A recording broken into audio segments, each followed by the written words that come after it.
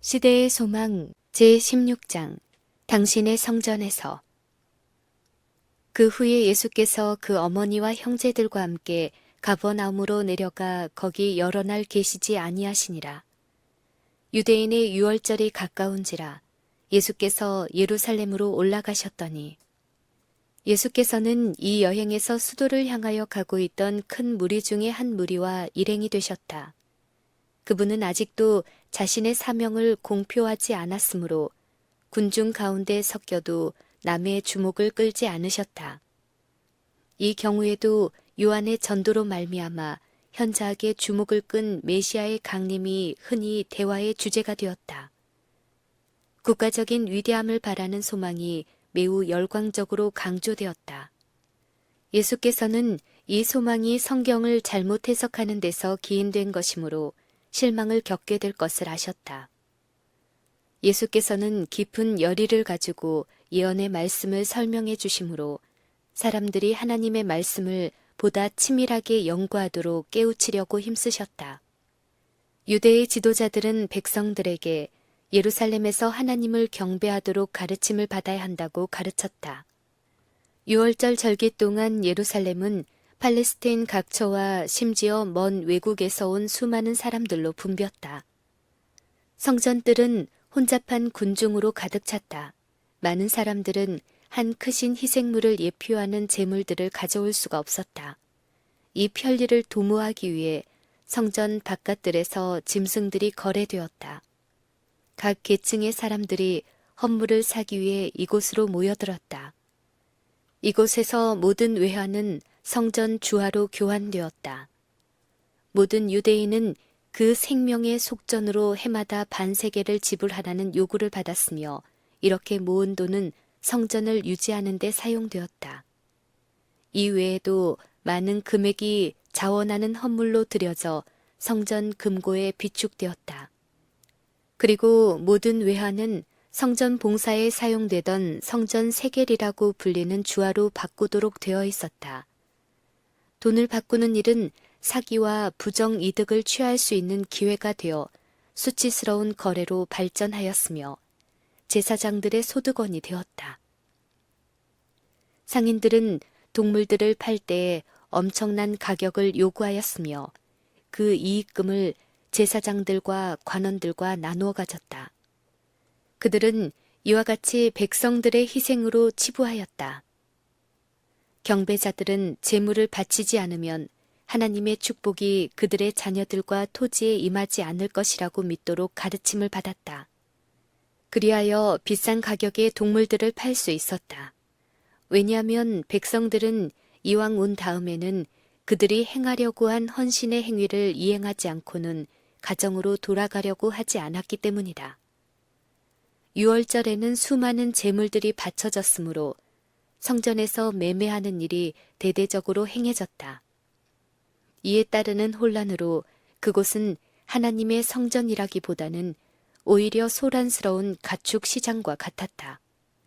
쩔렁거리는 동전과 노한 언쟁 소리에 뒤섞여 흥정하는 날카로운 소리, 가축들이 우는 소리, 양들과 비둘기의 우는 소리가 들렸다.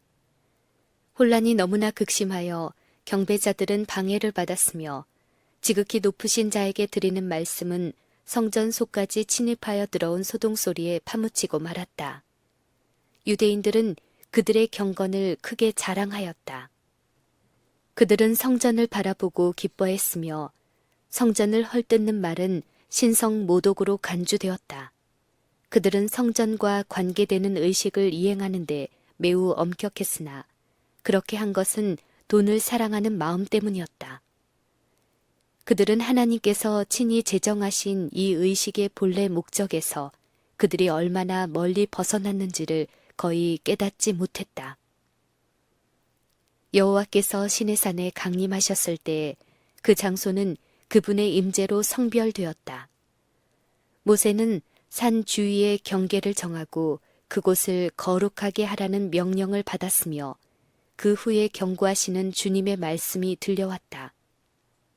너희는 삼가 산에 오르거나 그 지경을 범하지 말지니 산을 범하는 자는 정녕 죽임을 당할 것이라.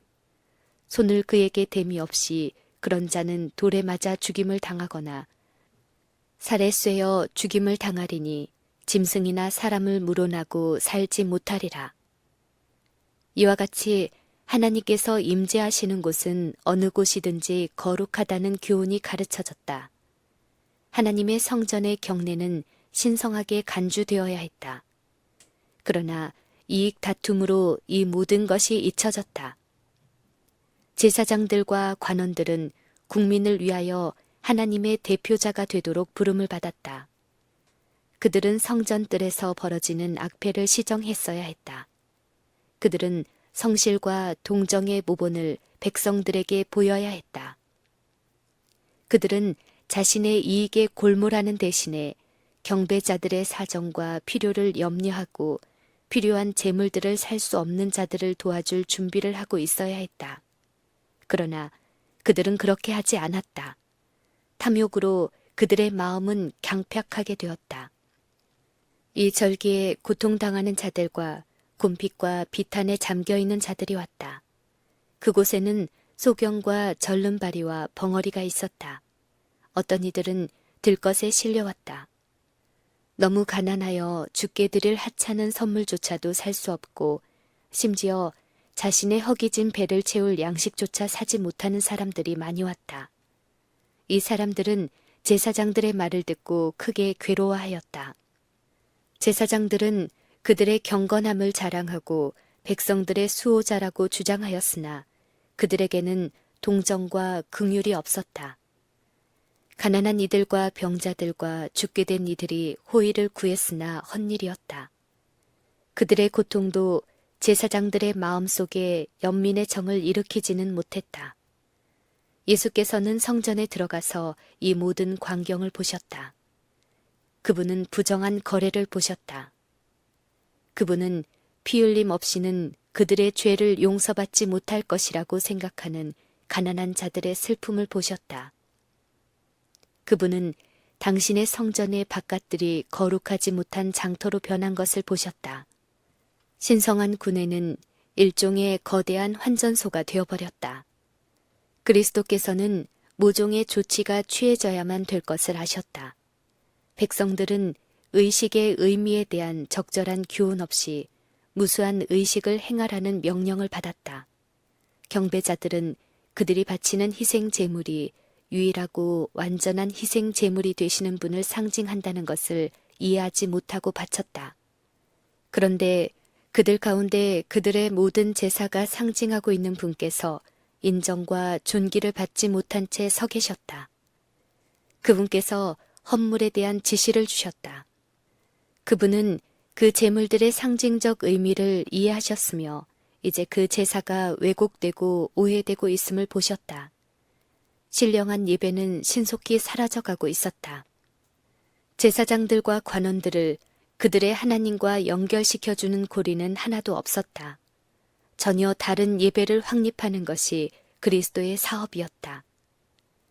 그리스도께서 성전 뜰의 계단에 서서 준엄한 눈초리로 당신 앞에 있는 장면을 바라보신다. 그분은 예언적 안목으로 미래를 보신다. 그리고 몇 년 후의 일만이 아니라 여러 세기와 여러 시대를 내다보신다. 그분은 제사장들과 관원들이 어떻게 궁핍한 자들의 권리를 박탈하고 가난한 자들에게 복음이 전해지는 것을 막을지를 보신다. 그분은 어떻게 하나님의 사랑이 죄인들에게서 감추어지고 사람들이 하나님의 은혜를 상품화할 것인지를 보신다. 그분께서 이 광경을 보실 때 당신의 용모에 의분과 권위와 권세가 표현된다. 사람들의 관심이 그분께로 이끌린다. 부정한 거래를 하고 있던 자들의 눈이 그리스도의 얼굴에 집중된다. 그들은 시선을 거둘 수가 없다. 그들은 이 사람이 그들의 마음속의 생각을 읽고 그들의 은밀한 동기를 알아내는 것을 느낀다. 어떤 자들은 마치 그들의 악한 행위가 얼굴에 기록되어 있어서 그 준엄한 눈초리가 환히 들여다보기라도 하는 것처럼 얼굴을 숨기려고 애쓴다. 소란이 그친다. 거래하고 흥정하던 소리가 멈추었다. 침묵은 고통스럽다. 경외감이 회중을 압도한다. 마치 그들이 행한 일에 답변하기 위하여 하나님의 심판대 앞에서 송사를 당하는 것 같다. 그리스도를 쳐다볼 때 그들은 인성의 두루마기를 통하여 신성이 번쩍이는 것을 본다. 하늘의 주제 되시는 분께서 마지막 날의 재판장처럼 서 계신다. 지금은 그날의 그를 두를 영광으로 둘리어 있지는 않지만 그때와 같은 능력으로 심령을 감찰하고 계신다. 그분은 샅샅이 관찰하면서 무리들을 훑어보신다. 그분의 모습은 당당한 위엄으로 그들 위에 솟아오르는 것처럼 보이며 하늘의 빛이 그분의 얼굴을 환하게 비춘다. 그분께서 말씀하시자 그분의 명확하고 울려 퍼지는 음성, 곧 제사장들과 관원들이 범하고 있는 율법을 시내산 위에서 선포하신 바로 그분의 음성이 성전의 아치를 통하여 메아리친다. 이것을 여기서 가져가라. 내 아버지의 집으로 장사하는 집을 만들지 말라. 예수께서는 계단을 천천히 내려오면서 군의 입구에 모아둔 노끈으로 된 채찍을 들고 장사하는 무리에게 성전 구내에서 떠나가라고 명하신다. 그분은 전에 결코 나타내지 않았던 열정과 준열함으로 돈 바꾸는 사람들의 상을 엎으신다. 주하는 대리석으로 된 보도 위에 떨어져서 날카로운 소리를 낸다. 아무도 감히 그분의 권위에 의문을 가지려고 하지 않는다. 아무도 감히 부정으로 모은 돈을 주우려고 멈추지 못한다. 예수께서는 노끈으로 만든 채찍을 가지고 그들을 때리시지는 않지만 그분의 손에 들린 단순한 채찍은 마치 화형검과 같이 무서워 보인다.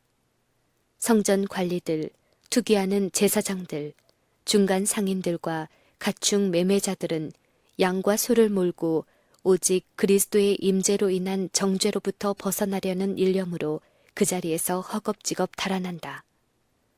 공포가 무리를 휩쓴다.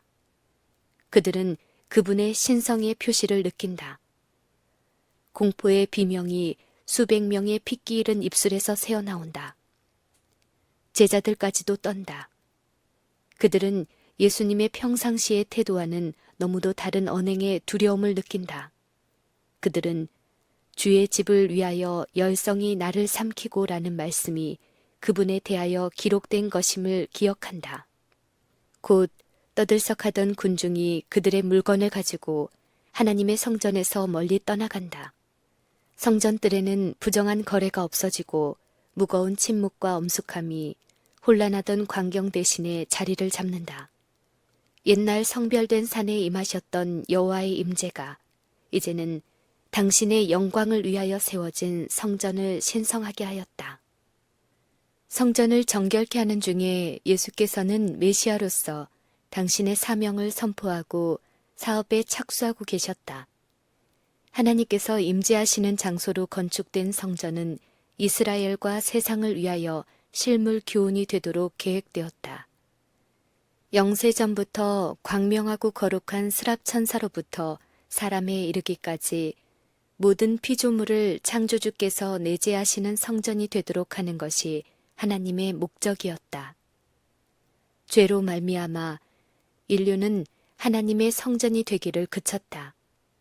사람의 마음은 죄악으로 어두워지고 더러워져서 신령하신 분의 영광을 더 이상 드러내지 못하였다.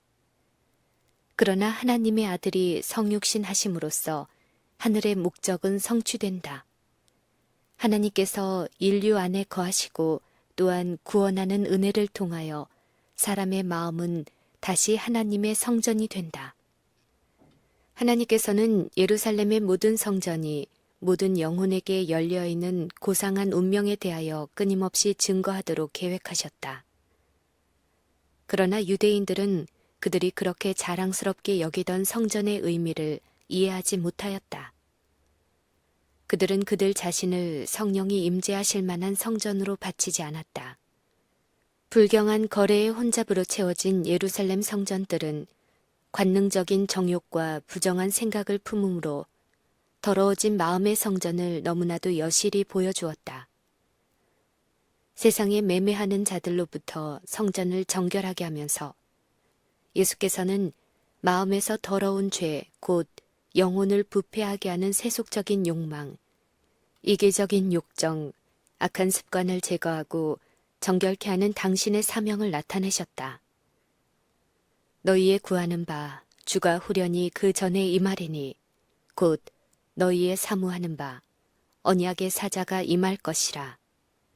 그의 임하는 날을 누가 능히 당하며 그의 나타나는 때에 누가 능히 서리요. 그는 금을 연단하는 자의 불과 표백하는 자의 잿물과 같을 것이라.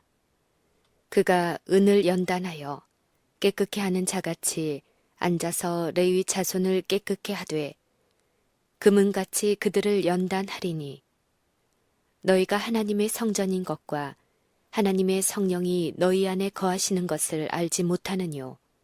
누구든지 하나님의 성전을 더럽히면 하나님이 그 사람을 멸하시리라. 하나님의 성전은 거룩하니 너희도 그러하니라. 어떤 사람도 마음을 점령하고 있는 악한 세력들을 혼자서 내쫓을 수 없다. 그리스도께서만이 영혼의 성전을 정결하게 하실 수 있다. 그러나 그분께서는 강제로 들어가지 않으실 것이다. 그분은 옛날 성전에 들어가셨던 것처럼 마음에 들어오지 않으신다. 그분은 볼지어다. 내가 문 밖에 서서 두드리노니 누구든지 내 음성을 듣고 문을 열면 내가 그에게로 들어가리라고 말씀하신다. 그분은 또 하루 동안만 와 계시지 않을 것인데 이는 그분이 내가 저희 가운데 거하며 두루 행하여 저희는 나의 백성이 되리라. 우리의 죄악을 발로 밟으시고 우리의 모든 죄를 깊은 바다에 던지시리라 라고 말씀하시는 까닭이다. 그리스도의 임재는 영혼을 정결하게 하고 성결하게 하여 주께 거룩한 성전과 성령 안에서 하나님의 거하실 처소가 되게 할 것이다. 공포에 질린 제사장들과 관원들은 그들의 마음을 통찰하시는 예리한 눈초리를 피하여 성전뜰에서 도망갔다. 그들은 도망가면서 성전으로 가는 다른 이들을 만났다. 그들은 그들이 보고 들은 것을 이야기하면서 돌아가라고 말하였다. 그리스도께서는 무서워서 도망가는 사람들을 매우 측은하게 바라보고 참된 예배가 무엇인지를 알지 못하는 그들의 무지를 불쌍히 여기셨다. 이 장면 가운데서 그분은 온 유대민족이 그들의 악함과 완고함으로 인하여 흩어지게 될 상징을 보셨다. 그런데 제사장들은 왜 성전에서 도망갔는가? 그들은 왜 그 자리에 서 있지 않았는가? 그들에게 가라고 명령하신 자는 세상의 지위나 권세가 없는 목수의 아들이요 가난한 갈릴리 사람이었다. 그들은 왜 그에게 대항하지 않았는가? 왜 그들은 그토록 부정하게 번 돈을 버리고 그렇게도 비천한 외모를 한 분의 명령을 듣고 도망갔는가? 그리스도께서는 왕의 위엄을 가지고 말씀하셨으며 그분의 외모나 음성에는 그들의 힘으로 저항할 수 없는 무엇이 있었다. 그들은 명령하는 말씀을 듣고 전에는 결코 인식하지 못했던 위선자와 강도로서의 자신들의 진정한 입장을 깨달았다. 신성이 인성을 통하여 번쩍일 때 그들은 그리스도의 얼굴에 나타난 분노를 보았을 뿐만 아니라 그분이 하신 말씀의 뜻을 깨달았다. 그들은 마치 영원하신 재판장의 보좌 앞에서 현세와 영원을 위하여 선고를 받는 것처럼 느꼈다. 그들은 얼마 동안은 그리스도께서 선지자임을 확신하였으며 많은 사람들은 그분이 메시아임을 믿었다. 성령께서 그들의 마음속에 그리스도에 관한 선지자들의 말들을 번개처럼 떠오르게 해주셨다. 그들이 과연 이 깨달음에 굴복하려고 할 것인가? 그들은 회개하려고 하지 않았다. 그들은 그리스도께서 가난한 자들을 위하여 긍휼을 베푸셨음을 알았다. 그들은 백성들과 거래할 때 부정 이득을 취한 죄를 저질렀음을 알았다. 그들은 그리스도께서 그들의 생각을 꿰뚫어 보셨으므로 그분을 증오하였다. 그리스도의 공공연한 책망이 그들의 자만심에 굴욕감을 주었으며 그들은 사람들에 대한 그리스도의 영향력이 증대되는 것을 시기하였다. 그들은 그분께서 저들을 내쫓으실 때 사용하신 능력과 또한 이 능력을 그분에게 주신 분에게 도전하기로 결심하였다. 그들은 천천히 생각에 잠겨 마음의 증오심을 품고 성전으로 돌아왔다. 그러나 그들이 그곳을 떠난 사이에 얼마나 놀라운 변화가 일어났던가. 그들이 도망갔을 때 가난한 자들은 뒤에 남아 있었다. 이제 그들은 사랑과 긍휼을 띤 예수님의 얼굴을 바라보고 있었다. 예수님께서는 눈물 어린 눈으로 당신의 주위에 떨고 있는 자들에게 두려워하지 말라. 내가 너희를 건지리니 너희는 나에게 영광을 돌리라. 내가 이 일을 위하여 세상에 왔노라고 말씀하셨다. 사람들은 선생님이여 나를 축복하소서 라는 간절하고도 가련한 호소를 하면서 그리스도가 계신 곳에 몰려들었다. 그분의 귀는 모든 외치는 소리를 들으셨다. 그분은 온유한 어머니의 긍휼보다 더 큰 긍휼을 가지고 고통당하는 어린 것들을 굽어보셨다. 모든 사람들이 돌보심을 받았다. 각색병을 가진 사람들이 치유를 받았다. 벙어리가 입을 벌려 찬송하고 눈먼 자들이 그들의 시력을 회복시켜 주신 분의 얼굴을 바라보았다. 고통당하는 자들의 마음은 즐겁게 되었다. 제사장들과 성전 관리들이 이 위대한 사업을 목격하였을 때 그들의 귀에 들려온 소리들은 얼마나 놀라운 계시였던가. 사람들은 그들이 겪어온 고통, 곧 그들의 좌절된 희망, 고통스러운 날들, 잠 못 이룬 밤들에 대한 이야기를 하고 있었다.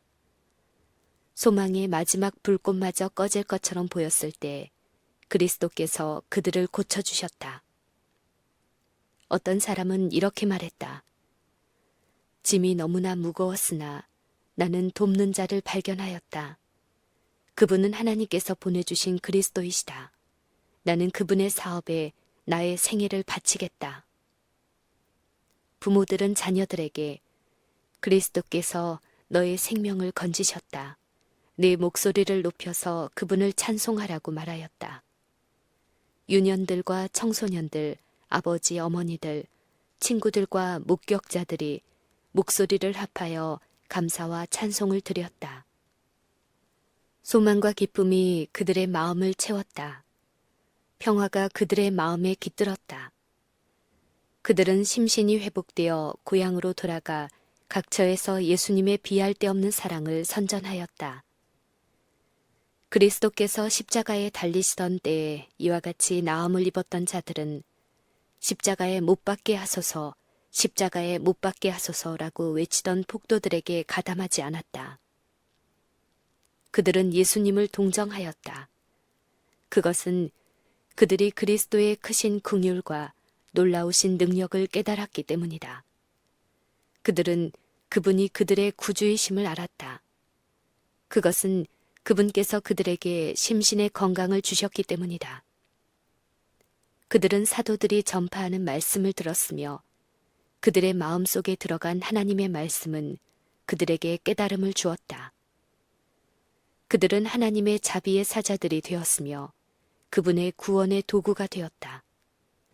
성전뜰에서 도망갔던 무리들은 잠시 후에 슬금슬금 되돌아왔다. 그들은 그들을 사로잡았던 공포에서 얼마간 회복되었으나 그들의 얼굴에는 머뭇거리고 주저하는 기색이 보였다. 그들은 예수님이 하시는 일을 바라보고 놀랐으며 메시아에 관한 예언의 말씀이 그분에게서 성취되었음을 깨달았다. 성전을 더럽힌 죄는 주로 제사장들에게 있었다. 성전뜰이 시장으로 변하게 된 것은 제사장들의 결정에 의해서였다. 백성들은 비교적 무죄하였다. 그들은 예수님의 거룩한 권위에 감명을 받았지만 그들에게 제사장들과 관원들의 영향은 절대적이었다. 그들은 그리스도의 사명을 일종의 혁신으로 간주하고 성전의 주관자들이 허용한 것을 간섭할 권리가 그분에게 있는지 의문을 가졌다. 그들은 장사가 방해를 받았으므로 감정이 상했다. 그리하여 그들은 성령의 호소를 짓눌러 버렸다. 어느 누구라도 제사장들과 관원들이 예수님이 여호와의 기름 부은 자라는 것을 깨달았어야 했다. 이는 그들의 손안에 그분의 사명을 묘사한 성경 두루마리가 있었고 성전을 정결하게 하신 일은 초자연적인 능력의 현현임을 그들이 알았기 때문이다. 그들은 예수님을 심히 미워하였으나 그분은 성전의 존엄성을 회복시키기 위하여 하나님께서 보내신 선지자일 것이라는 생각을 떨쳐버릴 수 없었다. 이런 두려움에서 생긴 존경심을 가지고 그들은 그분에게 가서 내가 이런 일을 행하니 무슨 표적을 우리에게 보이겠느뇨? 라고 질문했다.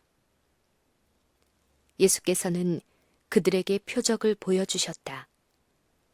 그들의 마음을 빛으로 환하게 하고 메시아가 해야 할 이적을 그들 앞에서 행함으로 그분께서는 당신의 신분에 대한 설득력 있는 증거를 주셨다. 이제 그들이 표적을 요구하자 그분은 그들에게 한 비유로 대답하심으로 저들의 악의를 읽고 있다는 것을 보여주셨으며 그 악의가 결국 그들을 어디로 이끌고 갈 것인지를 아셨다. 그분은 너희가 이 성전을 헐라 내가 사흘 동안에 일으키리라고 말씀하셨다. 이 말씀에는 이중의 뜻이 있었다. 그분께서는 유대인의 성전과 예배가 파괴될 뿐만 아니라 당신 자신의 죽음, 곧 당신의 몸인 성전이 파괴될 것을 언급하셨다. 유대인들은 이미 이 일을 음모하고 있었다.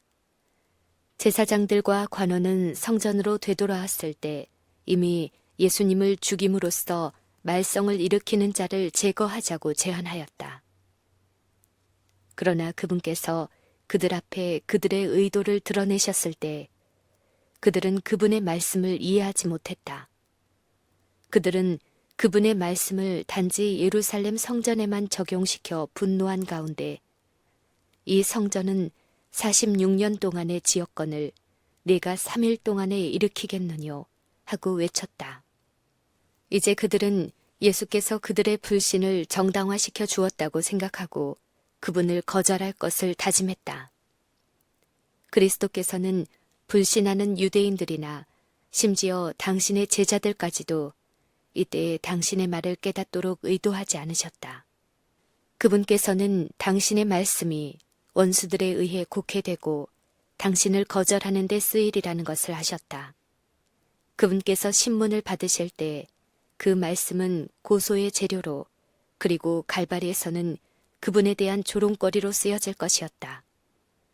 그러나 지금 그것을 그들에게 이야기해 준다면 제자들은 그리스도의 고난에 대하여 알게 될 것이며 아직은 감당할 준비를 갖추지 못한 슬픔을 그들에게 안겨주게 될 것이었다.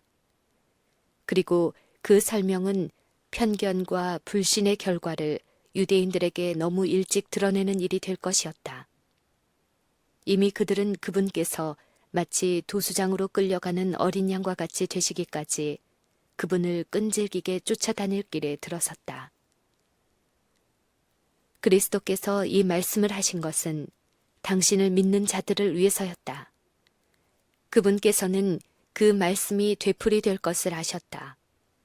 유월절에 하신 그 말씀은 수많은 사람들이 들을 것이며 세계 각처에 전달될 것이다.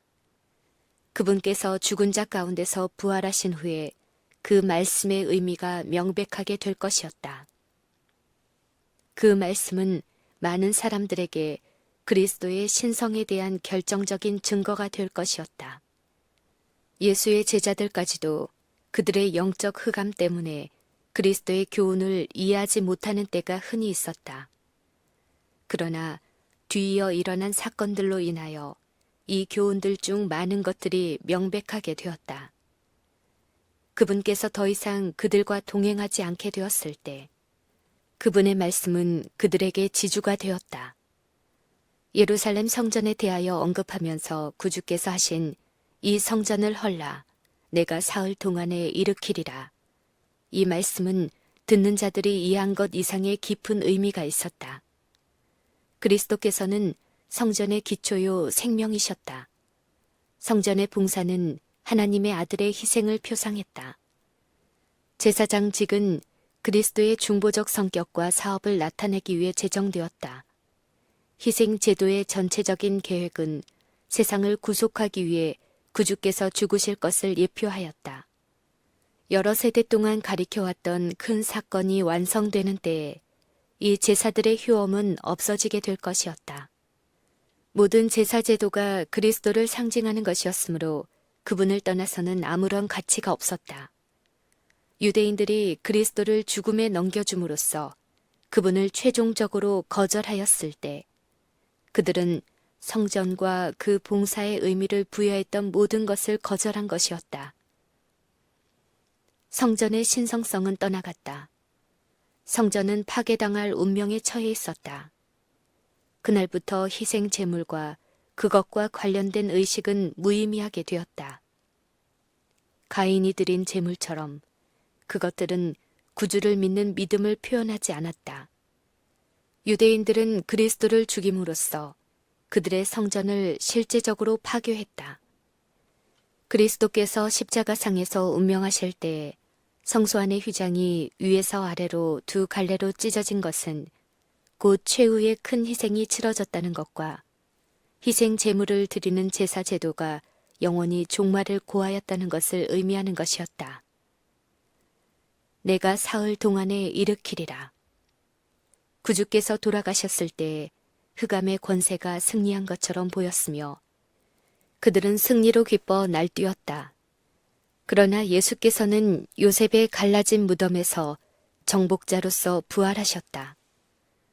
정사와 권세를 벗어버려 밝히 드러내시고 십자가로 승리하셨느니라. 그리스도께서는 당신의 죽음과 부활로 말미암아 주께서 베푸신 것이요 사람이 한 것이 아닌 참 장막에 부리는 자가 되셨다. 유대인의 성막은 사람들이 건축했다. 유대인의 성전도 사람이 건축했다. 지상에 있는 것의 원형인 하늘 성소는 인간 건축가가 세운 것이 아니었다. 보라, 순이라 이름하는 사람이 여호와의 전을 건축하고 영광도 얻고 그 위에 앉아서 다스릴 것이요 또 제사장이 자기 위에 있으리라. 그리스도를 예표하던 희생 제사는 끝났다. 그러나 사람들은 세상의 죄를 위하여 바쳐진 참된 희생 제물에 눈을 돌렸다. 지상의 제사장 직분은 그쳤다. 그러나 우리는 새 언약의 중보이신 예수님과 아벨의 피보다 더 낫게 말하는 뿌린 피를 바라본다. 첫 장막이 서 있을 동안에 성소에 들어가는 길이 아직 나타나지 아니한 것이라. 그리스도께서 장래 좋은 일의 대제사장으로 오사 손으로 짓지 아니한 더 크고 온전한 장막으로 말미암아 오직 자기 피로 영원한 속죄를 이루사 단번에 성소에 들어가셨느니라. 그러므로 자기를 힘입어 하나님께 나아가는 자들을 온전히 구원하실 수 있으니 이는 그가 항상 살아서 저희를 위하여 간구하심이니라. 성전의 봉사가 지상에서 하늘의 성전으로 옮겨지고 성소와 우리의 크신 대제사장이 인간의 눈에는 보이지 않을지라도 제자들은 그것으로 말미암아 조금도 손실을 당하지 않을 것이었다. 그들은 구주의 부재로 말미암아 그들의 교통이 단절되거나 능력이 감퇴되는 일이 없음을 깨닫게 될 것이었다. 예수께서는 하늘 성소에서 봉사하는 한편 당신의 성령을 통하여 여전히 지상의 교회를 섬기는 자가 되신다. 그분은 육안에서는 사라지시나 떠나가실 때 볼지어다 내가 세상 끝날까지 너희와 항상 함께 있으리라 하신 약속은 성취된다. 그분께서는 당신보다 낮은 교역자들에게 당신의 능력을 위임하시지만 활력을 주는 그분의 임재는 아직도 그분의 교회와 함께 하신다. 그러므로 우리에게 큰 대제사장이 있으니 곧 하나님 아들 예수시라. 우리가 믿는 도리를 굳게 잡을지어다.